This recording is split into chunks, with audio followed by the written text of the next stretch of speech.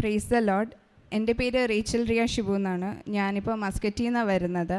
അപ്പോൾ എനിക്ക് മാതാവ് തന്ന വലിയൊരു അനുഗ്രഹത്തെ പറ്റി പറയാനായിട്ടാണ് ഞാനിവിടെ ഇപ്പോൾ വന്നിരിക്കുന്നത്. എനിക്ക് 2010 ഒക്കെ ആയപ്പോഴത്തേനും എൻ്റെ തലയിലെ മുടി മുഴുവൻ കൊഴിഞ്ഞു പോകാൻ തുടങ്ങി. അതിന് മുന്നേ വരെ തല നിറച്ച് മുടി ഉണ്ടായിരുന്ന ഒരു കുട്ടിയാണ് ഞാൻ. പിന്നെ പെട്ടെന്ന് ഇങ്ങനെ ചെറുതായി ഇങ്ങനെ മുടി കൊഴിഞ്ഞു പോകാൻ തുടങ്ങി. 2010 ഒക്കെ ആയപ്പോൾ ഞാനൊരു 6th സ്റ്റാൻഡേർഡ് 7th സ്റ്റാൻഡേർഡ് പഠിക്കുമ്പോൾ. അത് കഴിഞ്ഞ് പിന്നെ ഉള്ള ഡോക്ടേഴ്സിനെ എല്ലാം കാണിച്ചു, ഒത്തിരി ടെസ്റ്റൊക്കെ ചെയ്തു. അപ്പോൾ പറഞ്ഞു എനിക്ക് അലോപേഷ്യ ഏരിയേറ്റ എന്നൊരു അസുഖമാണ്, അതൊരു ഓട്ടോഇമ്യൂൺ ഡിസീസാണ്. അപ്പോൾ ഒന്നും ചെയ്യാനില്ല, കുറേ എല്ലാ മുടിയും പോയി. എൻ്റെ തലയിൽ അവസാനം ഒരു മുടി പോലും ഇല്ലാതെയായി. ഞാൻ വിഗ്ഗാണ് പിന്നെ യൂസ് ചെയ്തുകൊണ്ടിരുന്നത്. ഒരു 7-8 ഇയേഴ്സോളം വിഗ്ഗാണ് ഞാൻ യൂസ് ചെയ്തത്. പിന്നെ 2019 ഒക്ടോബർ ആയപ്പോൾ എൻ്റെ മമ്മി ഇവിടെ വന്ന് ഉടമ്പടി എടുത്ത് എൻ്റെ മുടി വളരുന്നതൊരു നിയോഗമായി വെച്ചു. അത് കഴിഞ്ഞ് ജൂൺ 2020 കോവിഡ് ടൈമിൽ ഞാനും ലൈറ്റ് ക്യാൻഡിൽ പ്രെയർ ഞാനും ഓൺലൈൻ വഴിയായി എടുത്തു. എന്നും പ്രാർത്ഥിക്കാൻ തുടങ്ങി. ആദ്യം കുറേ ട്രീറ്റ്മെൻറ്റൊക്കെ ചെയ്തു, ഒരു 7-8 ഇയേഴ്സ് ട്രീറ്റ്മെൻറ്റ് ചെയ്തു. പിന്നെ മനസ്സിലായി അതുകൊണ്ട് ഒരു പ്രയോജനവുമില്ല, കാരണം ഒന്നും വരുന്നില്ല. പിന്നെ മാതാവിൽ മാത്രമാവാം നമുക്ക് അഭയം.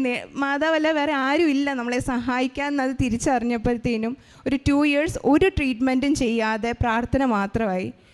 ജൂൺ 2020 ലൈറ്റ് ക്യാൻഡിൽ പ്രെയർ നടത്തിയ ഞാൻ മാതാവിൻ്റെ ജന്മ തിരുനാളിൻ്റെ അന്ന് 3 മാസം കഴിഞ്ഞപ്പോൾ എനിക്ക് എൻ്റെ മുടി തിരിച്ചു വന്നു. 10 കൊല്ലം മുടിയില്ലാതെ എനിക്ക് 3 മാസം കൊണ്ട് എൻ്റെ മാതാവ് എനിക്ക് മുടി തിരിച്ചു തന്നു. ഞാനിപ്പോൾ കോവിഡ് ടൈം കഴിഞ്ഞപ്പോൾ ഞാൻ നാട്ടിൽ വന്നിട്ട് 1 മാസമേ ആയുള്ളൂ. എത്രയും പെട്ടെന്ന് ഇവിടെ വന്ന് സാക്ഷ്യം പറയണമെന്നായിരുന്നു ഏറ്റവും വലിയ ആഗ്രഹം. എൻ്റെ മമ്മി ഉടമ്പടി എടുത്തപ്പത്തിന് ഉടമ്പടി തൈലവും എല്ലാം ഞാൻ വിശ്വാസ പ്രമാണം ചൊല്ലി എല്ലാ വിശ്വാസം മാതാവിൽ സമർപ്പിച്ചാണ് ഞാൻ ആ ഉടമ്പടി എടുത്തതും. കുമ്പസരിച്ച് കുർബാന കൈകൊണ്ട് എന്നും കുർബാനയും കാണാൻ തുടങ്ങി. ശരിക്കും മാതാവിൻ്റെ വലിയൊരു അനുഗ്രഹം. ഞാൻ ഒരിക്കലും വിചാരിച്ചല്ല, 10 കൊല്ലം മുടിയില്ലാതെ ഇരുന്നപ്പോഴത്തേനും എന്ത് ചെയ്യണമെന്ന് പോലും അറിയത്തില്ലായിരുന്നു. കാരണം വളർന്നു വരുന്ന ഒരു പെൺകുട്ടിക്ക് മുടിയില്ലാതെ വരുന്ന ഒരവസ്ഥ, വിഗ്ഗും വെച്ച് വരിക എന്ന് പറയുന്നത് നമുക്ക് ഊഹിക്കാവുന്നതേ ഉള്ളൂ. പക്ഷെ മാതാവ് തന്ന വലിയൊരു അനുഗ്രഹമാണ്. സോ എനിക്ക് പറയാനുള്ള, നമ്മൾ ഉടമ്പടി എടുത്ത് കരഞ്ഞ് പ്രാർത്ഥിച്ചാൽ മതി. എന്ത് വലിയ പ്രശ്നമാണെങ്കിലും മാതാവ് അതിനൊരു സൊല്യൂഷൻ തരും. അതിൻ്റെ ഉത്തമ ഉദാഹരണമാണ് ഞാൻ. Praise the Lord. പരിശുദ്ധമ്മയ്ക്കും തിരുക്കുമാരനും 1000 നന്ദി പറയാം. വലിയൊരു സാക്ഷ്യമാണ്, വലിയൊരു സാക്ഷ്യം. അതായത് ഒരു 6th സ്റ്റാൻഡേർഡ് പഠിക്കുമ്പോൾ തൊട്ട് തലയിലെ മുടികളെല്ലാം പൊഴിയാൻ തുടങ്ങി. അതിന് പറയുന്ന അലോപേഷ്യ ഏരിയേറ്റ എന്ന് പറയുന്ന ഒരു അസുഖമാണ്. അത് വേറെ ഒന്നുമില്ല, ശരീരത്തിൽ തന്നെ ഹോർമോണിൻ്റെ പ്രശ്നമാണ്.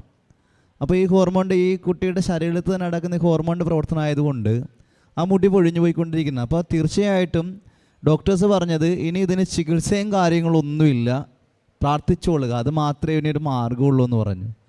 അപ്പോൾ ശരിയാണ്, ഒരു പെൺകുട്ടീനെ സംബന്ധിച്ച് പ്രധാനപ്പെട്ട ഒന്നാണ് അവളുടെ തലമുടി എന്ന് പറഞ്ഞാൽ. കാരണം പുറത്തിറങ്ങി നടക്കണമെന്നുണ്ടെങ്കിൽ 10 പേരുടെ മുമ്പിൽ നമ്മളൊന്ന് പോകണമെന്നുണ്ടെങ്കിൽ ശരിക്കും ഏറ്റവും പ്രധാനപ്പെട്ട ഒരു ഘടകമാണ് അവൾക്ക് തലമുടി ഉണ്ടായിരിക്കുക എന്നുള്ളത്. അപ്പോൾ ഈ ശരിക്കും ഒരു മുടി പോലും ഇല്ലാത്ത അവസ്ഥയിൽ ഒരു 10 വർഷത്തോളം വിഗും വെച്ച് അതോടൊപ്പം തന്നെ ഈ കണ്ടിന്യൂസ് ട്രീറ്റ്മെൻറ്റും എടുത്തിട്ടും ഒരു മുടി പോലും വരണില്ല. അപ്പോൾ അങ്ങനെ ഇരിക്കുമ്പോൾ ഈ മകളുടെ, അതായത് റേച്ചലിൻ്റെ അമ്മ ഇവിടെ വന്ന് ഉടമ്പടി ചെയ്ത് പ്രാർത്ഥിച്ച്, ഈ മകളെയും കൂട്ടി വന്ന് ഉടമ്പടി ചെയ്ത് പ്രാർത്ഥിച്ചു. ഈ മകൾ എന്ത് ചെയ്തു, ലൈറ്റ് ക്യാൻഡിൽ പ്രെയർ റിക്വസ്റ്റ് പ്രാർത്ഥിച്ചു. പറയുകയാണ് സെപ്റ്റംബർ 8-ാം തീയതി അല്ലേ മോളെ, അമ്മയുടെ ജന്മദിനത്തിൻ്റെ അന്ന് ഉടമ്പടി തൈലം ഉപയോഗിച്ച് പ്രാർത്ഥിക്കാൻ തുടങ്ങിയായിരുന്നു. അപ്പോൾ അമ്മയുടെ ജന്മദിനത്തിൻ്റെ അന്ന് ഈ മകൾക്ക് മുടി വളരാൻ തുടങ്ങി. ഞാൻ ഇപ്പോൾ എൻ്റെ അടുക്ക് വന്നിച്ചും മുടിയില്ല എന്ന് പറഞ്ഞപ്പോൾ ഞാൻ ഈ മകളെ നോക്കിയിട്ട് ഈ മകളുടെ തലയിൽ മുടി മാത്രമേ ഉള്ളൂ. അപ്പോൾ ഞാൻ തന്നെ ഓർത്തു പോയി, കർത്താവേ. പക്ഷേ പരിശുദ്ധ അമ്മയുടെ വലിയൊരു കൃപയാണ്. ഈ മകൾ പറഞ്ഞ കേട്ടാ, ഉടമ്പടി എടുത്ത് കണ്ണീരോടെ ഹൃദയം പൊട്ടി വിളിച്ചാൽ നിങ്ങൾ വേറെ ഒന്നിനും പോകണ്ടെന്ന്. വലിയൊരു സാക്ഷ്യം. അത് നമുക്കറിയാം, ആ പറച്ചിൽ കാണുമ്പോൾ തന്നെ നമുക്കറിയാം ഹൃദയത്തെ തട്ടിയുള്ള പറച്ചിലാണ്. ഒരു അനുഭവം ഉണ്ടാകുമ്പോൾ ആ അനുഭവം സ്വീകരിച്ച ആൾക്ക് ആ പരിശുദ്ധ അമ്മേനെ ഇനി മരണം വരെ വിടാൻ പറ്റിയില്ല. ഇതുപോലെയാണ് ഉടമ്പടി ചെയ്ത് കഴിയുമ്പോൾ നമുക്ക് അനുഭവം കിട്ടണമെന്നുണ്ടെങ്കിൽ നമ്മൾ ഹൃദയം പൊട്ടി കണ്ണീരോടെ അമ്മേനെ വിളിക്കേണ്ടടുത്ത് കണ്ണീരോടുകൂടെ തന്നെ വിളിക്കണം. അതുകൊണ്ട് യേശുനാഥൻ അവൻ കണ്ണീരോടും വിലാപത്തോടും കൂടെ ആരോടാണോ പ്രാർത്ഥിക്കാനിരുന്ന ആ പിതാവായ ദൈവത്തോട് യേശുനാഥൻ പ്രാർത്ഥിച്ചിരുന്നവനാണ്. അവൻ എന്ത് കാര്യം ചെയ്യുന്നതിന് മുമ്പ് മലമുകളിൽ കയറുമായിരുന്നു. എന്തിനാണ്? പ്രാർത്ഥിക്കാൻ വേണ്ടി. അപ്പോൾ ഹൃദയം പൊട്ടിയുള്ള പ്രാർത്ഥന കർത്താവ് കാണാതെ പോവുകയില്ല. യോഹന്നാൻ്റെ 14:18 അവൻ ഞാൻ നിങ്ങളെ അനാഥരായിട്ട് വിടുകയില്ല, ഞാൻ നിങ്ങളുടെ അടുത്തോട്ട് വരും. കരഞ്ഞ് പ്രാർത്ഥിച്ച ഈശോ അനാഥരായിട്ടൊന്നും വിടത്തില്ല. നിങ്ങളിവിടെ വന്നിരിക്കുന്ന എന്നാ കാര്യമായിക്കൊള്ളട്ടെ, ഓരോ സാക്ഷ്യങ്ങൾ കാണുമ്പോഴും നമ്മൾ ഹൃദയത്തിലെടുക്കേണ്ട ഒരു തീരുമാനം അതാണ്. ഈ മകൾക്ക് ഇവിടെ വന്ന് കണ്ണീരോടുകൂടി 10 വർഷമായിട്ട് ഒരു മുടി പോലും ഇല്ലാതിരുന്ന മകൾ ഉടമ്പടി ചെയ്ത് കണ്ണീരോടുകൂടി അമ്മ മാതാവിൻ്റെക്ക് കൃത്യമായിട്ട് വചനം വായിച്ചും ദിവ്യബലികൾ പങ്കെടുത്തും ഓരോ പ്രാർത്ഥന ഇവിടുത്തെ കൃത്യപ്രാർത്ഥനകൾ ചെയ്തും ഉടമ്പടി തൈലവും നേർച്ച വസ്തുക്കളൊക്കെ ഉപയോഗിച്ചും ഈ മകൾ നിങ്ങൾ നോക്കിയാൽ നിങ്ങൾക്ക് കാണാമല്ലോ. അതായത് ഇല്ലാത്തത് സമൃദ്ധമായിട്ട് ദൈവം തരും.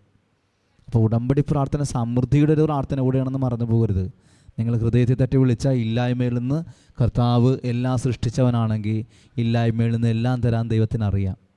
അപ്പോൾ പരിശുദ്ധ അമ്മ മാതാവിലൂടെ റേച്ചൽ റിയയ്ക്കും കുടുംബത്തിന് നൽകി വലിയ അനുഗ്രഹത്തിന് കരങ്ങളടിച്ചുകൊണ്ട് ദൈവത്തെ നമുക്ക് മഹത്വപ്പെടുത്താം.